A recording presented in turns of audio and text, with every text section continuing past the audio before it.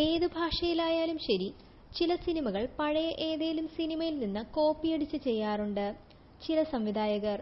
എന്നാൽ കോപ്പിയടിയാണോന്ന് ചോദിച്ചാൽ അല്ല. പക്ഷേ ഒരേ കഥയിൽ വന്ന ചില സിനിമകൾ ഉണ്ട് മലയാളത്തിൽ. അതായത് സീൻ ബൈ സീൻ കോപ്പിയടി എന്നല്ല, ഒരു ത്രെഡിൽ വന്ന് എന്നാൽ ഒറ്റ നോട്ടത്തിൽ വലിയ സാമ്യതകളൊന്നും തോന്നിക്കാത്ത ചില സിനിമകൾ. അങ്ങനെയുള്ള സിനിമകൾ ഏതൊക്കെയാണെന്ന് നമുക്ക് നോക്കാം. ആ സിനിമകൾ ഉണ്ടായതിനു പിന്നിലെ അധികമാരും അറിയാത്ത കഥകളും ഈ വീഡിയോയിലൂടെ നമുക്ക് നോക്കാം. ആദ്യത്തേത് മെമ്മറീസ് ആൻഡ് ഗ്രാൻഡ് മാസ്റ്റർ. ഒരു കാലത്ത് ബ്രില്യൻ്റായ ഒരു ഓഫീസറായിരുന്നു നമ്മുടെ നായകൻ. പക്ഷേ ഇപ്പോൾ പേഴ്സണൽ ലൈഫിലുണ്ടായ ചില പ്രശ്നങ്ങൾ കാരണം ജോലിയിൽ ശ്രദ്ധിക്കാതെ നടക്കുകയാണ്. നായകന്റെ ബ്രില്യൻസ് അറിയാവുന്ന ഒരു സീനിയർ ഓഫീസറുണ്ട്. അയാളെ വിളിച്ച് നിർബന്ധിച്ചൊരു കേസ് ഏൽപ്പിക്കുന്നു. ഈ നായകന്റെ ഇടപെടൽ ഇഷ്ടപ്പെടാത്ത ഒരു കൊളീഗ് നായകനിട്ട് ഇടയ്ക്കിടയ്ക്ക് പാര വെക്കുന്നുമുണ്ട്. അങ്ങനെ നമ്മുടെ നായകൻ അന്വേഷണം തുടങ്ങുന്നു. ഒരു സീരിയൽ കില്ലിംഗ് കേസാണ് അന്വേഷിക്കുന്നത്. എല്ലാ കൊലപാതകങ്ങളും ക്രിസ്ത്യാനിറ്റിയെ ബന്ധപ്പെട്ട് കിടക്കുന്നു. ഡെഡ് ബോഡീസിൽ കുരിശുമായി ബന്ധപ്പെടുത്തി പ്രദർശിപ്പിക്കുന്ന കില്ലർ. അങ്ങനെ നായകൻ കില്ലർ ആരാണെന്ന് മനസ്സിലാക്കുന്നു. ചില സ്ത്രീകൾ കാരണം തന്റെ പ്രിയപ്പെട്ടവരെ നഷ്ടപ്പെട്ട ആളാണ് കില്ലർ. ആ സ്ത്രീകളോടുള്ള പ്രതികാരം വീട്ടാൻ ഒരു സൈക്കോയെ പോലെ സീരിയൽ കില്ലിംഗ് നടത്തുന്നു. എന്നാൽ പൊതുസമൂഹത്തിൽ മാന്യമായ ജോലി ചെയ്ത് നമുക്കിടയിൽ ജീവിക്കുന്ന ആളാണ് ഈ സൈക്കോ. ഈ സൈക്കോ കില്ലറുടെ അവസാന ടാർഗറ്റ് നായകന്റെ ഫാമിലിയിലെ ഒരാളാണെന്ന് മനസ്സിലാക്കുന്ന നായകൻ ഈ പോയിന്റിൽ അതുവരെ ഒഫീഷ്യലായിരുന്ന കേസ് പിന്നീട് പേഴ്സണൽ ആവുന്നു. ക്ലൈമാക്സിൽ വില്ലൻ തന്റെ അവസാന ടാർഗറ്റിനെ കൊല്ലുന്നതിന് തൊട്ടുമുമ്പ് ഒരു ബുള്ളറ്റ് ഷോട്ടിലൂടെ നായകൻ വില്ലനെ കൊല്ലുന്നു. പിന്നീട് നായകൻ തനിക്ക് നഷ്ടപ്പെട്ട പഴയ ജീവിതത്തിലേക്ക് തിരികെ പോകുന്നു. ജിത്തു ജോസഫ് സംവിധാനം ചെയ്ത് 2013 പുറത്തിറങ്ങിയ മെമ്മറീസ് എന്ന ചിത്രത്തിന്റെയും ബി ഉണ്ണികൃഷ്ണൻ സംവിധാനം ചെയ്ത് 2012 പുറത്തിറങ്ങിയ ഗ്രാൻഡ് മാസ്റ്റർ എന്ന മോഹൻലാൽ ചിത്രത്തിന്റെയും കഥയാണ് മുകളിൽ പറഞ്ഞത്. ഒരേ കഥയിൽ തൊട്ടടുത്ത വർഷങ്ങളിൽ പുറത്തിറങ്ങിയ ചിത്രങ്ങളായിരുന്നു ഇത് രണ്ടും. പ്രേക്ഷക ശ്രദ്ധ പിടിച്ചുപറ്റുകയും തിയേറ്ററിൽ വൻ വിജയമാവുകയും ചെയ്തു. അടുത്തത് മേലെപ്പറമ്പിൽ ആൺവീടും തേന്മാവിൻ കൊമ്പത്തും. ഒറ്റ നോട്ടത്തിൽ രണ്ട് സിനിമകളും തമ്മിൽ യാതൊരു ബന്ധവും ഇല്ലല്ലോ എന്ന് നമുക്ക് തോന്നാം. ജോലിയുടെ ആവശ്യത്തിനായി അന്യനാട്ടിൽ പോവുകയും അവിടെ വെച്ച് ആ ഒരു പെൺകുട്ടിയുമായി പ്രണയത്തിലാവുകയും ചെയ്യുന്നു. തുടർന്ന് അവളെ ഒരു വേലക്കാരിയായി വേഷം കെട്ടിച്ച് തന്റെ വീട്ടിൽ കൊണ്ടുവന്ന് താമസിപ്പിക്കുന്നു. എന്നാൽ തന്റെ ചേട്ടന് അല്ലെങ്കിൽ ചേട്ടന്മാർക്ക് അവളോട് ഒരു പ്രണയം തോന്നുന്നു. പിന്നീട് നടക്കുന്ന പ്രശ്നങ്ങളും ഒടുവിൽ നായകൻ നായികയെ സ്വന്തമാക്കുകയും ചെയ്യുന്നു. ഇത് തന്നെയാണ് ഈ രണ്ട് സിനിമകളുടെയും കഥാതന്തു.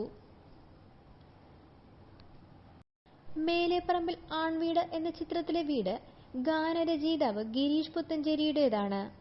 സാമ്പത്തികമായി ചില ബുദ്ധിമുട്ടുകൾ ഉണ്ടായിരുന്ന സമയത്ത് ഗിരീഷ് പുത്തഞ്ചേരി ഈ കഥയുമായി ജയറാമിനെ സമീപിക്കുകയും കഥ ഇഷ്ടമായ ജയറാം പ്രശസ്തനായ നിർമ്മാതാവ് ഗുഡ് നൈറ്റ് മോഹനെ കൊണ്ട് ഗിരീഷ് പുത്തഞ്ചേരിക്ക് അഡ്വാൻസ് കൊടുപ്പിക്കുകയും ചെയ്തു. തുടർന്ന് പ്രിയദർശനെ കൊണ്ട് ഈ ചിത്രം സംവിധാനം ചെയ്യിക്കാൻ ജയറാമും മോഹനും തീരുമാനിച്ചു. എന്നാൽ കഥ കേട്ട് ഇഷ്ടമായ പ്രിയൻ ശ്രീനിവാസിനെ കൊണ്ട് സ്ക്രിപ്റ്റ് എഴുതിക്കാം ചെയ്യാം എന്നൊക്കെ പറഞ്ഞെങ്കിലും പിന്നീട് പതുക്കെ ഈ പ്രോജക്റ്റിൽ നിന്നങ്ങ് ഒഴിവായി. തുടർന്ന് പ്രിയന്റെ കയ്യിൽ നിന്ന് കഥ തിരികെ വാങ്ങി ജയറാം രാജസേനനെ ഏൽപ്പിക്കുകയായിരുന്നു. അങ്ങനെയാണ് 1993 മേലെപ്പറമ്പിൽ ആൺവീട് എന്ന സൂപ്പർ ഹിറ്റ് കോമഡി ചിത്രം പുറത്തിറങ്ങുന്നത്. അന്ന് വാങ്ങിച്ച കഥയുടെ ത്രെഡ് എടുത്ത് പ്രിയദർശൻ ചെയ്തതാണ് തേന്മാവിൻ കൊമ്പത്ത് എന്ന സൂപ്പർ ഹിറ്റ് ചിത്രം. അടുത്തത് കൊച്ചു കൊച്ചു സന്തോഷങ്ങൾ ആൻഡ് മേക്കപ്പ് മാൻ. വീട്ടുകാരെ വേണ്ടാന്ന് വെച്ച് പ്രേമിച്ച നായകനൊപ്പം ഒളിച്ചോടി വന്ന നായിക. ഒരു ഘട്ടത്തിൽ അവൾ ഭർത്താവിനെ ഉപേക്ഷിച്ച് കലയിൽ കോൺസെൻട്രേറ്റ് ചെയ്യുന്നു. ഒന്നിൽ ഡാൻസ് ആണെങ്കിൽ മറ്റേതിൽ അഭിനയം എന്ന് പിണങ്ങി നിന്ന വീട്ടുകാരും നായികയെ സപ്പോർട്ട് ചെയ്യുന്നു. കുറെ തെറ്റിദ്ധാരണകൾ, സെന്റിമെന്റ്സുകൾ. ഒടുവിൽ തെറ്റിദ്ധാരണകളൊക്കെ പറഞ്ഞു തീർത്ത് നായകനും നായികയും ഒന്നാകുന്നു. മുകളിൽ പറഞ്ഞ മറ്റ് സിനിമകളെ പോലെ എക്സാക്ട്ലി സെയിം കഥയൊന്നുമല്ലെങ്കിലും ഈ രണ്ട് ചിത്രങ്ങളും ഡെവലപ്പ് ചെയ്തത് ഒരേ ത്രെഡിൽ ആണ്. ഇതിന്റെ മറ്റൊരു പ്രത്യേകത എന്തെന്നാൽ ജയറാം തന്നെയാണ് രണ്ട് സിനിമകളുടെയും നായകനായി അഭിനയിച്ചിരിക്കുന്നത്. അതുകൊണ്ട് ചില സീനുകൾ എക്സാക്ട് അതുപോലെ തന്നെ നമുക്ക് തോന്നും.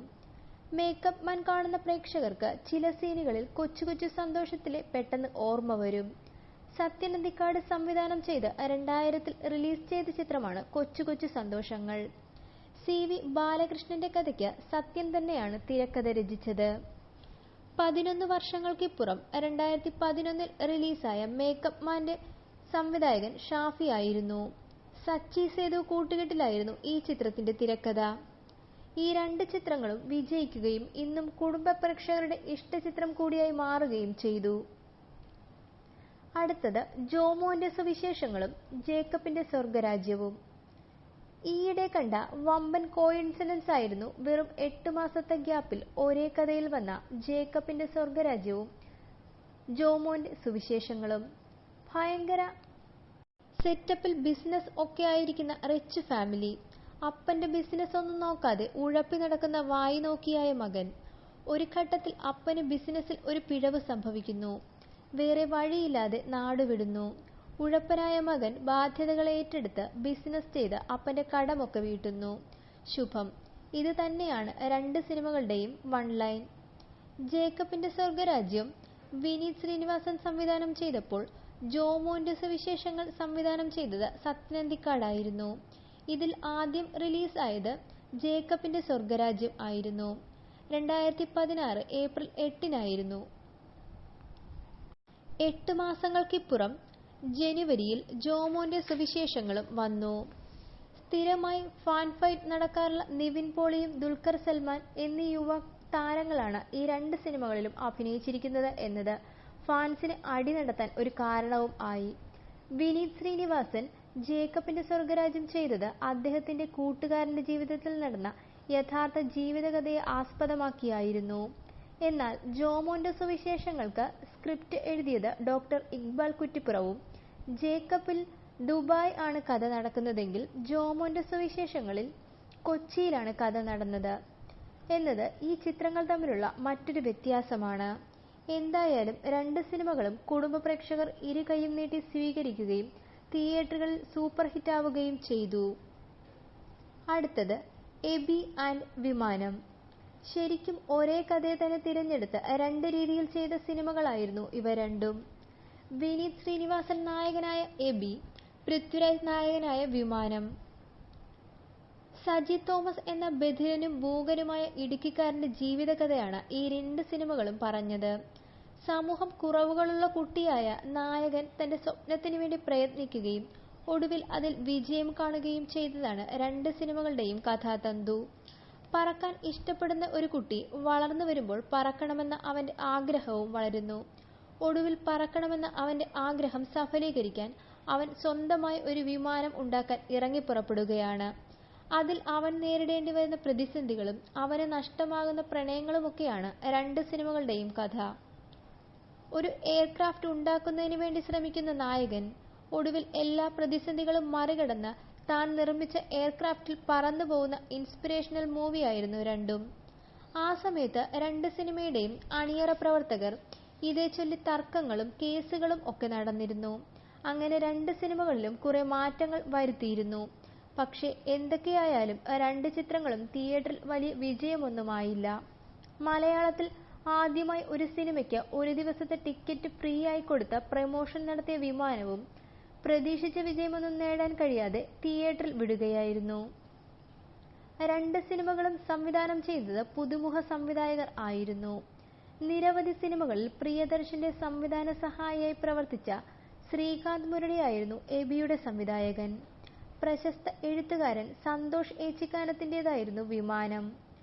ആക്ഷൻ ഹീറോ ബിജു ഉൾപ്പെടെ നിരവധി ചിത്രങ്ങളിലൂടെ അഭിനേതാവെന്ന നിലയിൽ പ്രേക്ഷകർക്ക് സുപരിചിതനാണ് Srikanth Murali.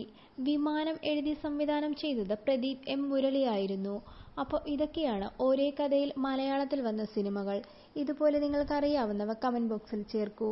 Thank you for watching.